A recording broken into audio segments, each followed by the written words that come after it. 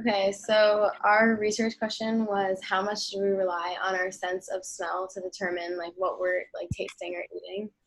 And that's by me, Thomas, Geffa, and Michelle, and Ezra.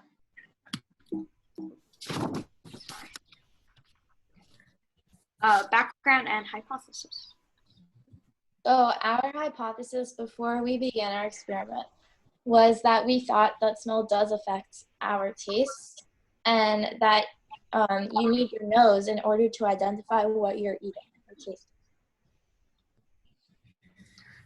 Background. We are investigating to see whether a person's sense of smell will affect their taste. We are also investigating to see if pure taste buds, which include sweet, salty, and sour, would be affected by whether you have your sense of smell or not. The goal of this project is to determine whether smell affects taste and whether a pure taste bud is identified without smell. The Australia Academy of Science wrote about the actions done microscopically while chewing, and said, while chewing, chemicals are released from the food and travel to our throats and noses, which stimulates our olfactory system. Without this stimulation, the flavor of the food is much decreased. There are two ways to identify a food. One way is the food's odor, which is affected by your sense of smell, and the other is the food's taste, sweet, salty, and sour, which is affected by your sense of taste. Procedure and materials.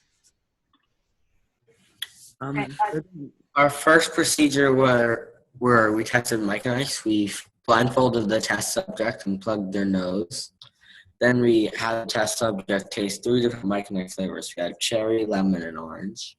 Then we asked them to identify the 3 flavors tested. Then we kept the blindfold on the test subject and asked them to remove the nose plug. And then we repeated steps 2 to 3 with the test subjects closing their nose. Okay, bye. Procedure 2, water. We blindfolded the test subject and plugged their nose with like a plug. We gave the test subject sugar water and asked them to identify what like pure taste bud we put in it. We gave the test subject sour water and asked them to identify what we put in it. And we gave the test subject salt water and asked them to identify what pure taste bud it is. Then we had take off the nose plug. All right. And repeat step 2 to 4. Okay, so for our third procedure, we used Pringles as like what we're testing with. And so we first blindfolded our test subjects and put a nose plug on them. And then we gave them 3 different Pringle flavors and asked them to identify the flavors that they tasted, which we understand was kind of hard because they kind of all taste the same sometimes. And we did it with their nose plugged and unplugged about 2 to 3 times. Our materials for our procedures were our nose plugs, the eye mop to cover their eyes, Pringles, Micronites, water, lemon juice, salt, sugar, and salt. And there's a picture with everything. Data and conclusion. For the Mike and Ike test, when the test subject's nose were plugged, 60% of flavors guessed were wrong, with only 40% being right. When the test subject's noses were unplugged, 28.9% of flavors were guessed incorrectly, with 71.1% guessed correctly. For the water test, all of our test takers guessed correctly, regardless their noses being plugged or not. For the Pringles test, 60% people guessed correctly with their noses unplugged. With their noses not plugged, and only 26.7% guessed correctly with their noses plugged. Okay, conclusion. We concluded that you need your sense of smell in order to identify what you are eating, except when the food is pure. While researching, we should have paid more attention to how the nose works. We should have also researched how our taste buds react to different foods and flavors. This research that we should have conducted would have furthered our research questions and helped us answer our initial questions. If we had more time, we would also like to investigate whether you need your sense of smell to taste bitter things and umami for our second procedure. Also, we would like to have more test subjects to further our data. For our errors, like we forgot to take this into account when we just did our test. So one, if the test subject has a cold, that could honestly go against our entire test, because we're seeing with your nose and how you're smelling things, and when you have a cold, you can't really smell anything. Also, if they had previous food in their mouth, if we give them Pringles and they had Oreos in their mouth, that might have we might have not tasted the Oreos. And for one of our tests, we didn't tell the test subjects what they were eating, and with our other one we did, so we should have made them the same, which could have furthered our data.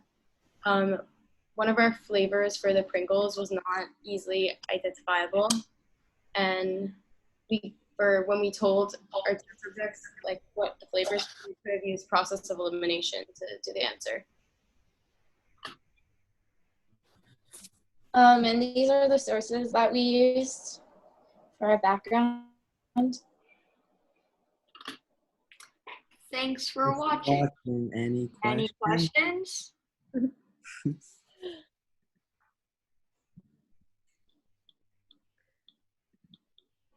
Fantastic.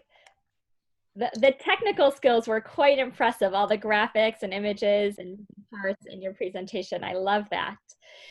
It looks as though you guys have a lot of questions, which is interesting. That makes it very fun. So let's start with some of those questions. Do you want to unshare your screen just so you can see people's hands up? Okay, and you can go ahead and start to call on your peers for questions. Tallulah? Why did you guys decide to do 3 different tests instead of just one? So, our second procedure with the water, that was more to see if our pure taste buds, salt, sugar, and salt, sugar, and sour individually would affect our taste. And then the 2 other ones, it wasn't pure, so they were mixed. It was mixed different kinds of taste. And the reason we did 2 that weren't pure is because they use different foods, and we wanted to see if different foods would affect whether you needed your sense of smell or not. Maya? Okay, I don't really have a question, but I just wanted to say I really liked how your slides looked. I loved all the designs and all the moving, I don't know what to call it, but yeah. Thank you. Jude? I have 2 questions. One is, and I might have missed this in your presentation, did you have people clear their palates between tests? Flush out their mouth with water or something? Yeah, we gave them make sure that they swished it around their mouth, but there's making sure that all of the stuff that was in their mouth previously got out. Okay. And also, I'm sort of fascinated by the fact that if it was, I guess you called it pure, right? When it's just salt in the water or just sugar, that then they could tell the difference. Do we know why? I feel so with the other foods, it's a little, since it's mixed flavors, it's a little more confusing for the mouth to taste it. And since these flavors were pure, it's easier to identify them because it's just one flavor. That's because your mouth is what determines those 5 tastes.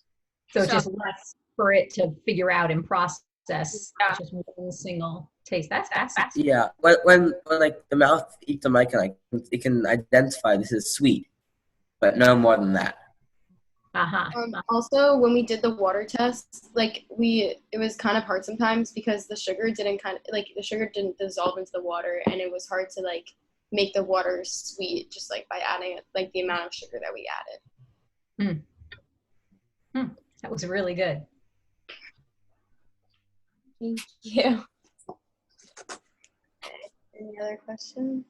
Lula, do you have another question? Yeah. So I would think that for the water test, it would be a little bit harder to smell. Like, do you think it would be harder to smell the sugar or the salt in the water? And do you think that would have affected why people were able to guess it correctly? Well, since we already know that when the nose was plugged, they guessed it almost like immediately, and so since we found that out, it wouldn't really affect it if like they didn't smell it as well, because what we were researching is if they would smell it without their nose. They would taste it without their sense of smell. So And since they did, I just wanted you guys to speak for a minute on something that was unique to your project and pretty impressive, and that was the journey that it took for you to come up with an idea. And seeing the final product and looking at where we are today, I think it was probably well worth it. But maybe you want to speak or just share about that journey or recommendations for the future, or how difficult it was to come up with an idea, and then how you finally settled on this. Yeah, it was like hard. So it's hard to kind of compromise between an interesting idea and an idea that actually has enough stuff to make an entire project out of.